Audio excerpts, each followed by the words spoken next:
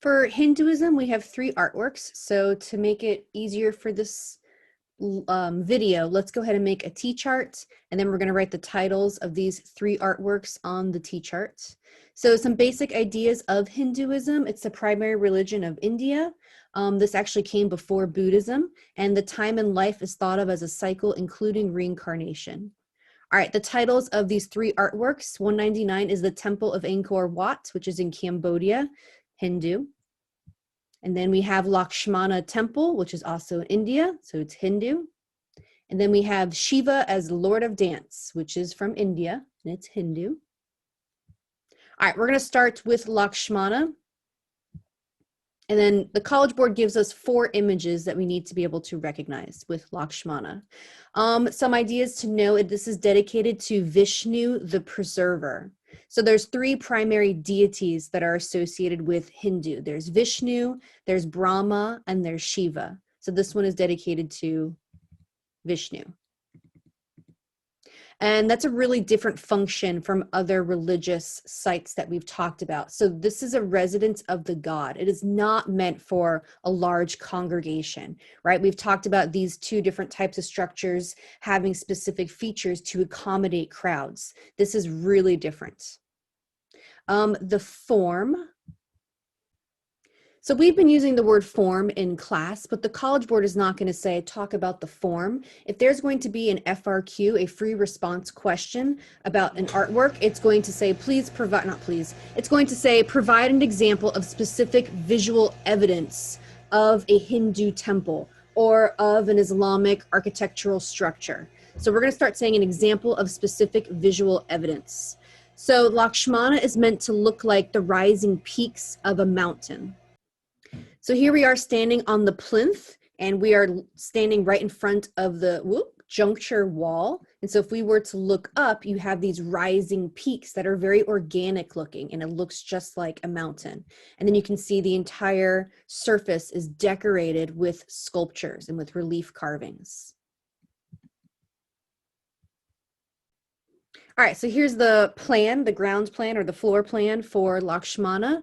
So the idea here is that you would circumambulate, you'd walk all the way around this structure in a clockwise manner. So here's where you would start, and then you would walk around. And then the purpose of this, the walls of the Lakshmana temple are covered with relief sculptures of various deities that devotees could meditate on. So by circumambulating the temple, it would take you past the wide array of sculptures depicting the various activities, and then finally into the inner space, which is called the womb chamber, right there.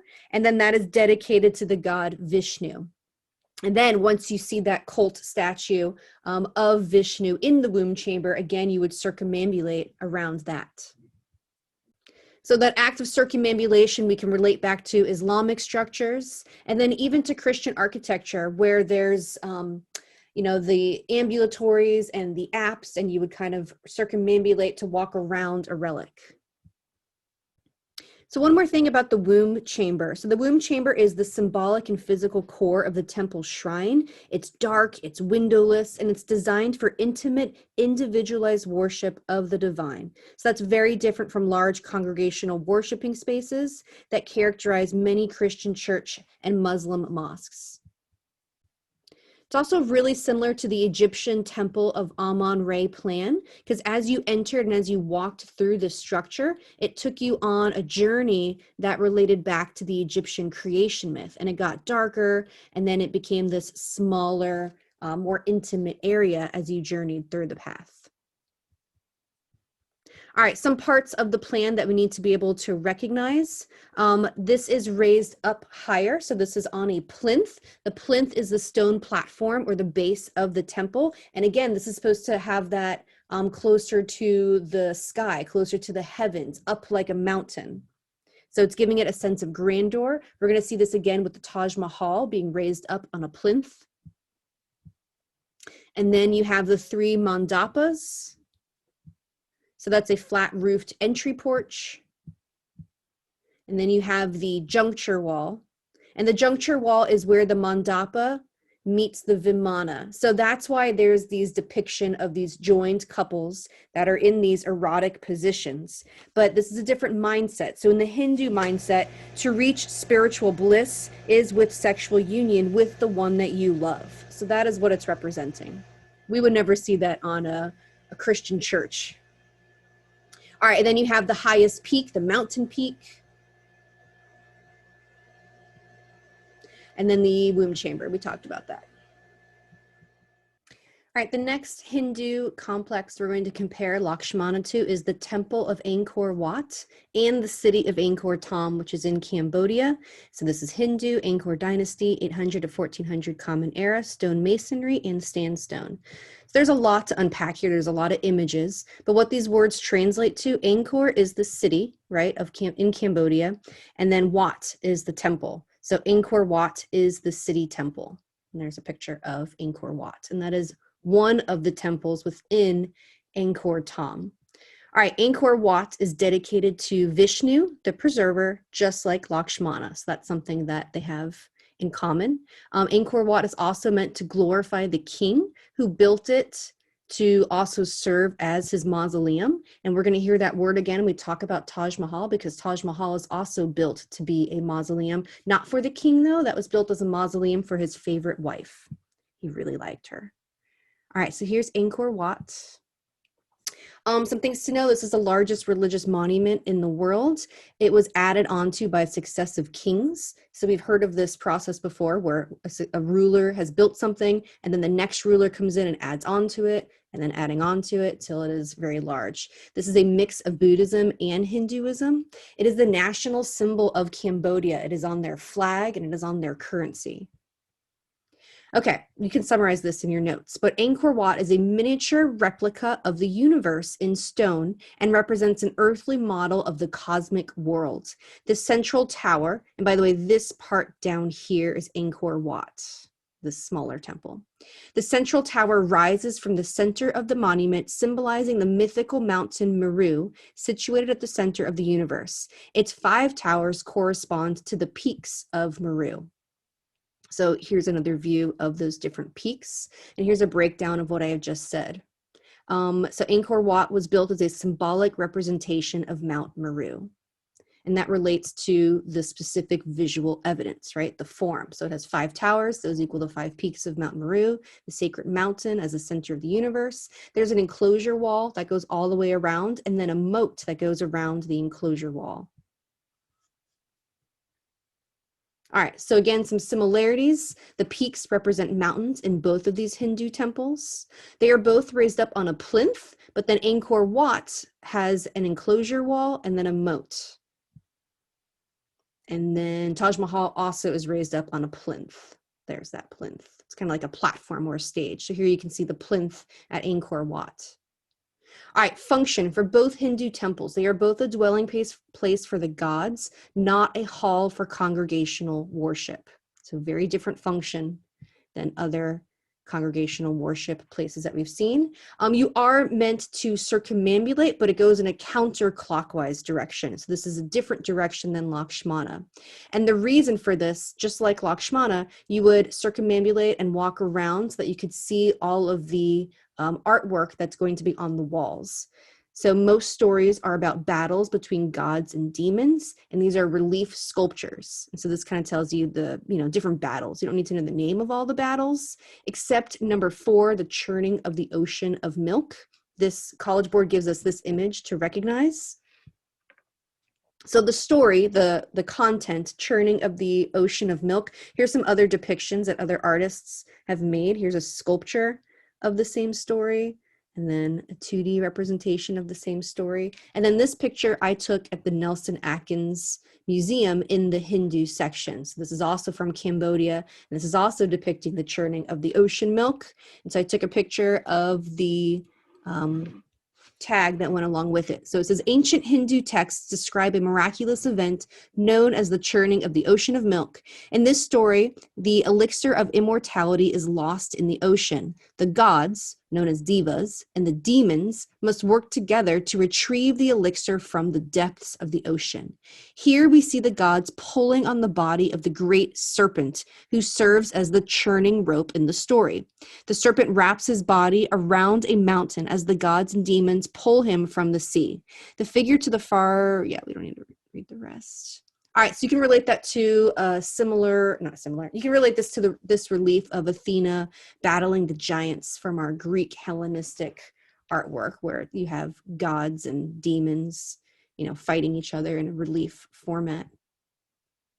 Okay, also the plan is formed as a mandala. So a mandala is a spiritual and ritual symbol in Hinduism and Buddhism that represents the universe. So it's about that cosmic harmony. So temples are organized to be in harmony with the universe. So Hindu temples are going to have this in common.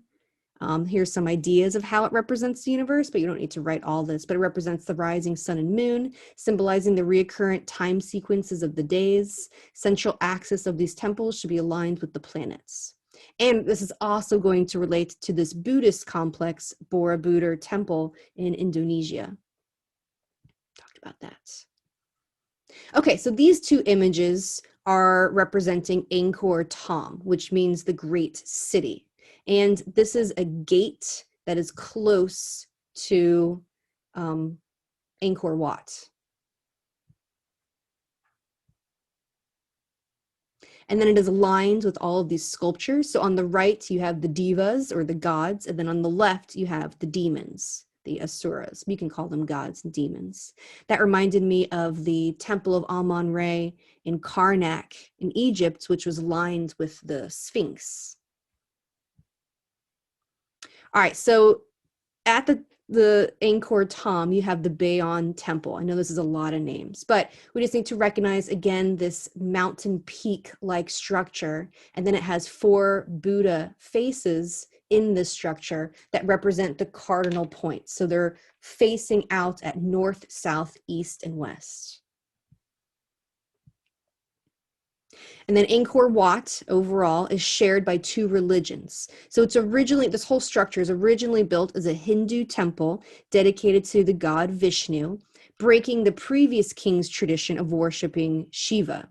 It gradually turned into a Buddhist temple towards the end of the 12th century and is still used for worship today. And then function is also built to glorify the ruler. Here's another way of thinking about Angkor Wat versus Angkor Thom. Angkor Wat is one large temple, so this temple down here, and then you have Angkor Thom, which is kind of a complex built of many smaller temples. Okay, the last Hindu artwork is Shiva as Lord of Dance from India. So that word, I don't know if it's Nataraja or Nataraha. Nata is dance or performance, and Raja means king or lord. It's also Jasmine's tiger. That's what I thought of. Sorry. All right.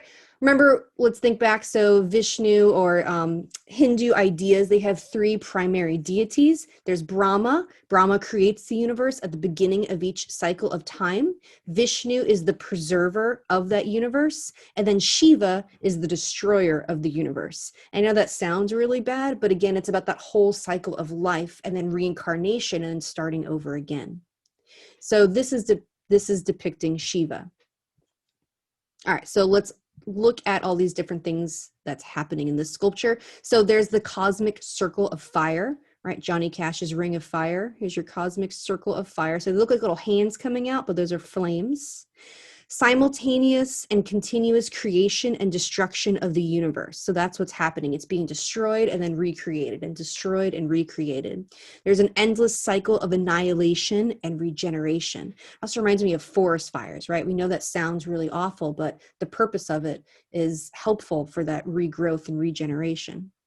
Moves in tune to the beat of Shiva's drum. So that's what he is holding right here is a drum and the rhythm of his own steps. That's why he's in this type of dance. And then he's holding fire in his other hand. Well, he has like 4 hands. Shiva holds flames in his hand. All right, let's do some comparisons. I keep calling this dude a he, right? And he looks very much like a she. And that's a little confusing here. So Shiva embodies ideal physical qualities, and this is again a Western versus Eastern idea or aesthetic. So the Doryphorus on the right is the male ideal aesthetics of the Greek, thought, right? Caligathia. The more beautiful you are on the outside, the more beautiful you are on the inside. But Shiva looks like a female. At one point was actually mentioned as a goddess on a previous AP exam. But Shiva is the ideal male figure. The whole idea of muscular tonality was not a part of the aesthetic in India or the Indian aesthetic.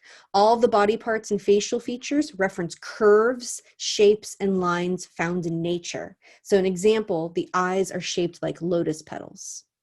All right, we also need to recognize that Shiva is standing on a little person. So that is a huddled dwarf representing a demon. I don't think you need to know the name of the demon, but he is standing on a demon. This is the embodiment of ignorance. Let's see what College Board said about it.